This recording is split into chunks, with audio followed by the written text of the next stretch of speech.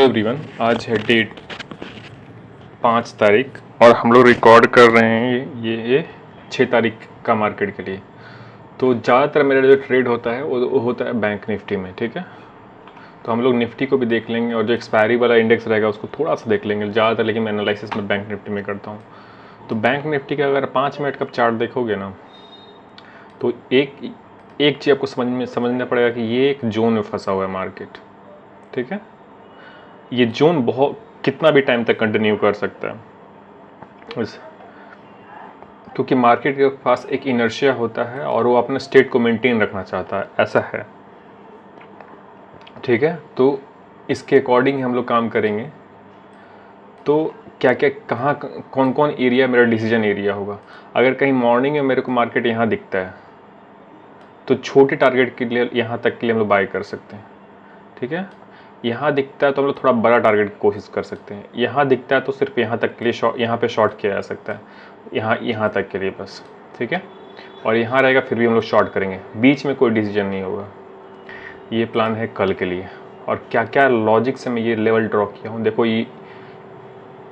ये आपको रेजिस्टेंस दिख रहा होगा, ठीक, ये आपको रेजिस्टेंस दिख रहा होगा। और प्राइस एक्शन में ये होता है ना कि जो रेजिस्टेंस होता है वहाँ पे अगर फॉल्स ब्रेकआउट होता है तो रेजिस्टेंस, तो वो नीचे की ओर जाएगा। फॉल्स ब्रेकआउट मतलब मार्केट ऊपर यहाँ रेजिस्टेंस है, ये सपोर्ट है, तो मार्केट इस जोन में है तो यहीं पे मेंटेन करना चालू करेगा। जब भी ब्रेकआउट होगा तो उसको फॉल्स कन्वर्ट होने का ज़्यादा चांसेस है। नीचे ब्रेकडाउन होगा तो उसको फॉल्स कन्वर्ट होने का भी ज़्यादा चांस है।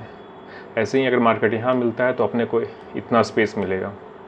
सबसे बेस्ट एरिया कौन सा रहेगा ना, कि अगर मार्केट यहाँ पे मिले, यहाँ से हम लोग बाइंग के लिए कर सकते हैं, लेकिन छोटा टारगेट। लॉजिक क्या रहेगा ना कि देखोगे तो ये जो ट्रेंड लाइन आ रहा है फर्स्ट सेकंड, इसका ओवरशूट हो सकता है। ओवरशूट होगा, उसके बाद इसका सपोर्ट मिलेगा, उसके बाद यहाँ पे ये प्रीवियस डे क्लोजिंग प्राइस का सपोर्ट मिलेगा। तो यहाँ पे अगर मिले तो हम लोग छोटे टारगेट के लिए यहाँ तक के लिए प्रिपेयर कर सकते हैं। और अगर मार्केट यहाँ पे जाने के बाद निकाल ही दिया ऊपर की ओर तो और भी वेट किया जा सकता है, लेकिन सबसे सेफ बुकिंग एरिया ये रहेगा अगर यहाँ पे बाई करते हैं तो, ठीक है। और देखोगे तो ये कुछ ट्रायंगल जैसा बना रहा है, तो इसका ब्रेकडाउन फेलियर में भी कन्वर्ट हो सकता है। तो ये प्लान, ये भी ध्यान रखना है। और अगर मान के चलो 1 मिनट का अगर हम लोग चार्ट देखते हैं यहाँ पे, ठीक है, अगर हम लोग 1 मिनट का चार्ट देखते हैं तो 1 मिनट के चार्ट में भी अपने को यहाँ पे दिख रहा है कि यहाँ पे कुछ सेलर्स होंगे, ठीक है। तो अगर यहाँ पे मिलता है तो हम लोग इस सेलर्स को टारगेट करने के लिए यहाँ पे बाई कर सकते हैं इस जोन में, ठीक है। और लेकिन अगर अगर ये गैप अप हो गया और ये ऊपर चलना नहीं चालू करता है तो यहाँ से नीचे भी आ सकता है। लेकिन प्रॉब्लम ये हो सकता है कि आज भी गैप अप होकर नीचे आ गया मार्केट, तो हो सकता है कल गैप अप होकर नीचे ना आए, इसी जोन में रहे या ऊपर भी चलना चालू कर दे, तो ये प्रॉब्लम हो सकता है। तो ये है निफ्टी के लिए एनालिसिस, बैंक निफ्टी के लिए एनालिसिस। तो बैंक निफ्टी में ये सब डिसीजन एरिया है, दो सपोर्ट हो गया, 2 रेजिस्टेंस हो गया। यहाँ पे मार्केट आएगा तो उसके अकॉर्डिंग, ऐसा नहीं कि यहाँ पे डायरेक्टली आएगा मार्केट तेज़ी से ऊपर आ रहा तो मैं यहाँ पे शॉर्ट कर दूंगा। यहाँ पे अगर मान के चलो कि धीरे धीरे मार्केट आ रहा है, 3 पुश अप दिखा मेरे को इस लेवल पे और मुझे एक सही स्टॉप लॉस दिख रहा है, तो वहाँ पे मैं ट्राई करूँगा नीचे के लिए। यहाँ पे दिखेगा तो यहाँ पे लेकिन छोटे टारगेट के लिए हम लोग ट्राई कर सकते हैं। मार्केट एक छोटे जोन में घुसा हुआ है तो अपने को उसी अकॉर्डिंग प्लान बनाना है। और निफ्टी को, अगर हम लोग निफ्टी को यहाँ पे देखना चाहेंगे तो निफ्टी में देखोगे तो ये एक सपोर्ट है, ये एक सपोर्ट है, यहाँ से एक माइक्रो चैनल आ रहा है। तो यहाँ पे अगर शूट डाउन मिलता है तो बाइंग साइड में भी कोशिश कर सकते हैं। यहाँ पे जो सेलर्स है उसको टारगेट किया जा सकता है, ठीक है। मॉर्निंग सेशन के लिए सिर्फ बात कर रहा हूँ।